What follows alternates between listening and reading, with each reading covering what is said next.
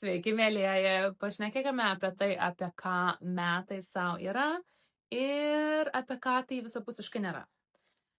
Nes galbūt su kai kuriais iš jūsų tai rezonuos, galbūt visapusiškai nerezonuos, galbūt iškart tai pajusite pradžioje, galbūt tai pamatysite žiūrėdami šitos epizodus. Bet kokiu atveju noriu išvengti gaišinti jūsų laiką ir taipogi noriu susirinkti nuostabų kolektyvą, su kuriuo galėtume diskutuoti ir dalintis visais šio projekto ir kelionės ir vidinio gvildenimo aspektais, labai, taip sakant, ne komforto zonoje, bet mandagioje zonoje.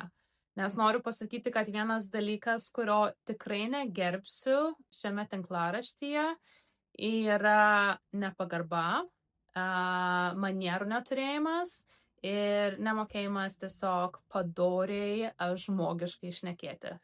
Deja, visuomenėje pastaruoju metu tai labai dažnai pasitaiko. Tai nedėjavimo tinklaraštis ir jeigu jums tai netinka ir nepakeliui, žinote, kur yra duris, kur yra mygtukas tiesiog nežiūrėti. Jeigu norite kažko pasidalinti, aišku, būtinai pakomentuokite, bet manau, bet kokiu atveju natūrali pagarba turi vyrauti. Taigi, pirmas aspektas apie šį bloką yra tai, kad tai nėra tik blokas.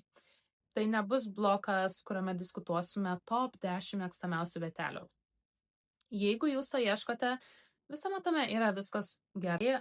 Manau, tokių blokų yra labai daug. Tai prašome tiesiog eiti ir mėgautis jais.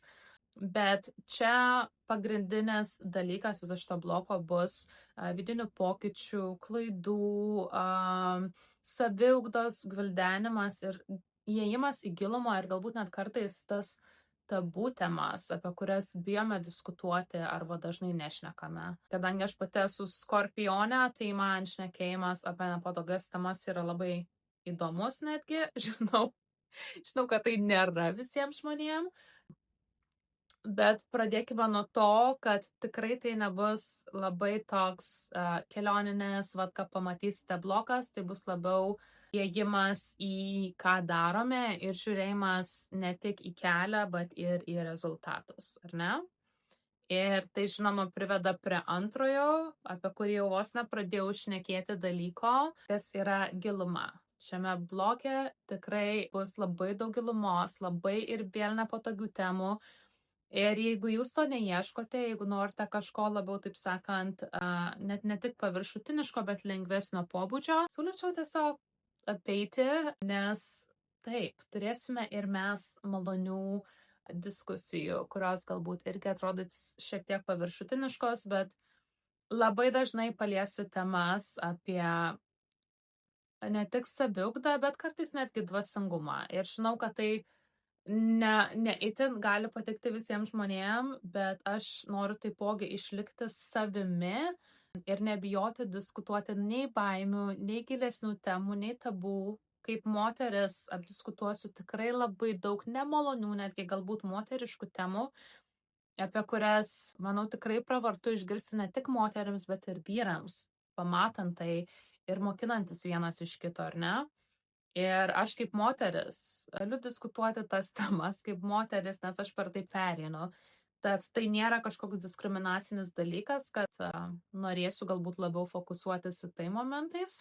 Tai labai noriu tiesiog jums tai pasakyti, kad tai neina iš diskriminacijos, tai eina iš to, kad aš pati esu moteris, žinau, kas suteikia man nepatogumus ir galbūt kitoms moterims ir tiesiog norėsiu tai šiek tiek paliesti, pakutenti, ne? Ir kartais labai stipriai paliesti ir net galbūt įspirti į sėdynę.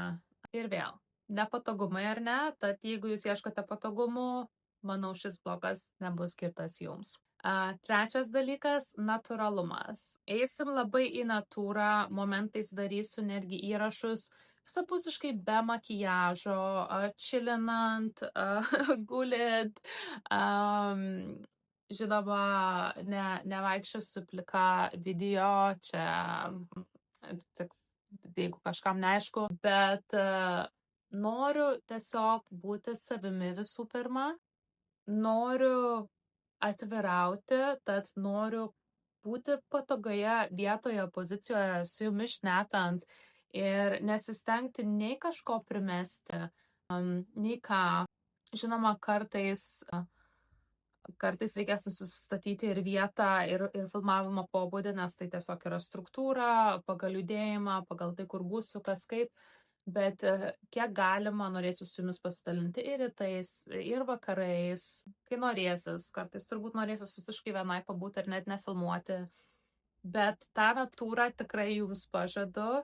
Ir galbūt tai bus netgi keista ar nepatogu kai kuriems žmonėms tai matyti, bet noriu tiesiog būti savimi šitame visame projekte ir noriu net pati dar labiau atsiverti ir nebijoti netgi parodyti savęs. Nors manau ir gaunu daug komentarų iš kitų žmonių, kad jau nemažai tai darau, bet noriu visiškai jaustis 100% aš ir ne tik savo gyvenime, bet ir socialiniuose tinklapiuose, nes tikrai neturiu ko slėpti. Manau, aš net nesuprantu, kodėl žmonės kartais nori ar turi kažką slėpti. Aišku, jeigu nenorime viskuo dalintis ir norime privatumo ar ne, tame viskas yra suprantama ir tai yra labai gerbiama.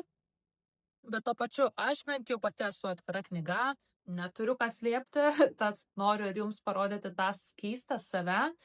Ir momentais tikrai galiu būti keista, žinau tai, mano draugai tai žino puikiai, galiu daryti įvairias mimikas, šokti, šnekėti nesąmonės, paprikolinti, bet visą tai gausite tiesiog. Gausite šitame bloke kaip priedą. Ir žinau, kad tikrai tai nepatiks visiems, kaip ir šitas blokas, kaip ir galbūt tematikos. Ir tiek. Nebūsime visi saldžiausi persikėlė, ar ne? Kiti esame braškės, kiti esame obuoliai.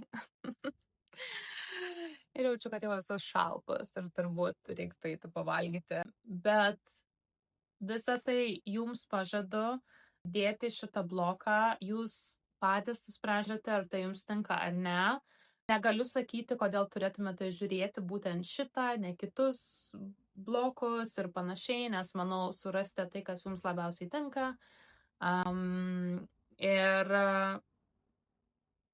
Ir pažadu dalintis tikrai dauguma keistenybių ir galbūt kartais net visiškai natūraliais rutinos dalykais, kas galbūt bus savotiškai keista, bet manau tai yra gyvenimo dalis ir vidinis balansas būtent yra ir apie tai, kaip mes įnešame tą vidinę rutiną į mūsų gyvenimą, kaip įvertiname mažus paprastus dalykus ir juos branginame ir dėkojame už juos, ar ne?